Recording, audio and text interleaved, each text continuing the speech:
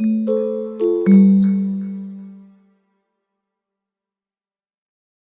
this video, I'll teach you how to create ad hoc reports using ZENworks reporting.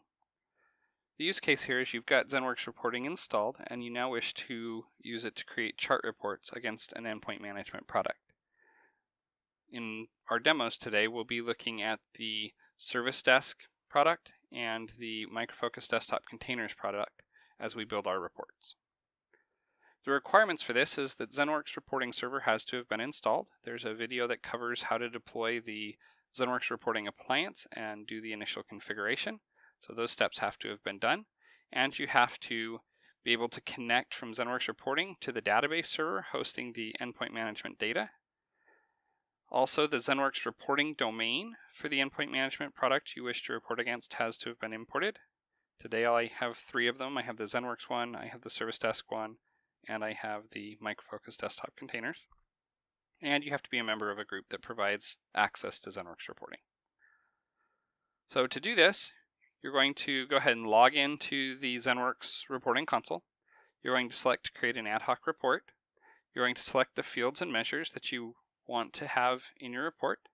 You'll then customize the data on the chart and the format of the actual chart itself. You'll save the ad hoc view, and then at that point you can generate a report if you need to. So let's go ahead and take a look at how this works in the real world. What I have here is my ZENworks reporting console. So I'm going to go ahead and log in with my Active Directory credentials. And then I can come in here and I can say I want to create an ad hoc view. I can then select what I want to report against. To do that, I go to the Domains tab and I select the appropriate domain. Right now I'm going to go ahead and start with the ZAV server usage domain. This is for Micro Focus Desktop Containers. I can then choose the data, and you'll see a set of data that I can pull in. I'm going to go ahead and pull it all in for right now so that you can see some of the things we can do. And then I can select the type of chart or type of report that I want to build. So you can see there are 3 main types. There's a table, a chart, and a crosstab. We're doing charts today. So I'll bring up the chart, and you'll see on here I have the fields and measures, and so now I can begin to do my reporting. The measures are the things that you're going to count. So in your graphs, they're the things that are going to determine how big your pie slice is, how long your bars are, that kind of thing. So we'll start with a very simple report. We're going to count the number of sessions per application. So we'll add the session count. You can see I've had apparently 86 launches of containerized applications in my environment. And then if we wanted to take a look at how that breaks down by application, we'd go ahead and add that to the rows. So now I've got the display name in there. And then over here you have the data level that allows you to drill in. So here, looks like my most used application is Firefox for ZENworks 11.4.1. Followed by 7-zip, and then Notepad++ and FileZilla. Now I can change the way that this shows up. I could come in here, for instance, and say I want the chart type to be a horizontal bar instead of a vertical bar. This is good for looking at a large number of different counts. If you just had a few of these things, you might want to look at it as a pie chart. Do that, you can see it now comes in as a pie. In this case, I think we'll keep it as our column chart. So I could then save this. We'll call this the application launches per app. And I could now save that as an ad hoc view. Ad hoc views can be used by people like yourself who are designing things. Or I can also create this as a report that will be something I can share with other people. So right now I'll go ahead and say save the ad hoc view and the report. I'll just go ahead and save them both in the reports folder. We'll call this app launches by app. And we'll call this the same thing, but add report to it. And we'll save that in the reports. You can also generate the report with a template. So there will be more information on this in a future video. that talks about how you can actually generate those templates, and then when you apply that template, the formatting like the headers and the footers, the logo you might put on there would then show up. So we'll go ahead and save this, and we've now created our very first ad hoc chart.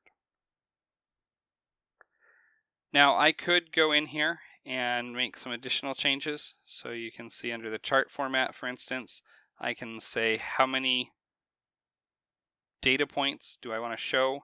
I can show the measure name on the value axis, so in this case the session account. I can show the number of steps on either the X or the Y axis, and I can rotate these. In the upcoming 6.2.1 version of ZENworks reporting, you'll actually have quite a bit more control over formatting around things like colors, those types of things. Now, another kind of common chart you might see would be a time chart. So we'll go ahead and create one of those. We'll go ahead and use the service desk domain for this. And this has a few more fields in it. We're going to go ahead and bring in the configuration, the items data. And again, we'll create a chart. And what I want to look at now is the number of incidents opened over time. So to do that, we'll start by looking at some request dates and timers. So you have the date when it was reported. And then we'll want to count the number of requests. So we'll add that. And you'll see there's one way to look at the data as a graph, as a bar chart.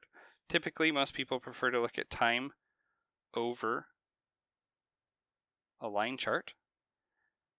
And so you can see here, I can actually flip this, and there's my line chart. So I had 2 opened on June 20th, and then 1 on the 22nd. Now, you may not care about every day. You may be looking for, say, a monthly trend. So one of the things that ZENworks reporting allows you to do is change the grouping. So you can right-click the date reported here, and you can see there's this change reporting. Right now it's reporting or grouping by day. I can go ahead and I can say, well, I'd like to look at that by month.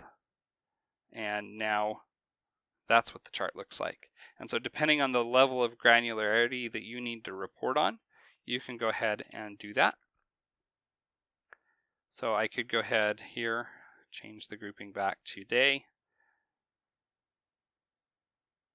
The other thing you could do here is add additional data. So for instance, maybe I want to know the number of requests that were opened, but I want to add some information about what kind of request was it. Was it a service request? Was it an incident request? What kind of thing was that? So we'll go ahead and add that to the columns. And you'll notice I get another data level slider here. And if I drill in on that, then you'll see I now get a slightly different chart where it looks like the red bar here is service requests. So not very many service requests, quite a few incidents, and only 1 real change request in the mix. That allows you to kind of see how things are going over time. You could then maybe look at this data slightly differently if you wanted to. Another way to look at this data could be by crosstab. So you can easily take that data and put it in a crosstab, and you'll see the data there. This might be something you'd put in a report. And again, you might change the date reported grouping here to something like by month. And then you'll get your table that shows you how many things were opened each month. So what you saw here was how to build a basic chart with ZENworks reporting. You saw that it can be used against multiple pieces in the portfolio. We used it against the desktop containers and the service desk components. It also obviously supports the ZENworks pieces. You can then actually take and save these charts, and you could send them out to people. You could schedule them to run on a regular basis, or you can make them part of a dashboard. There are videos covering how you would do each one of those things in the future. Hopefully you found this useful, and we'll talk to you in the next video.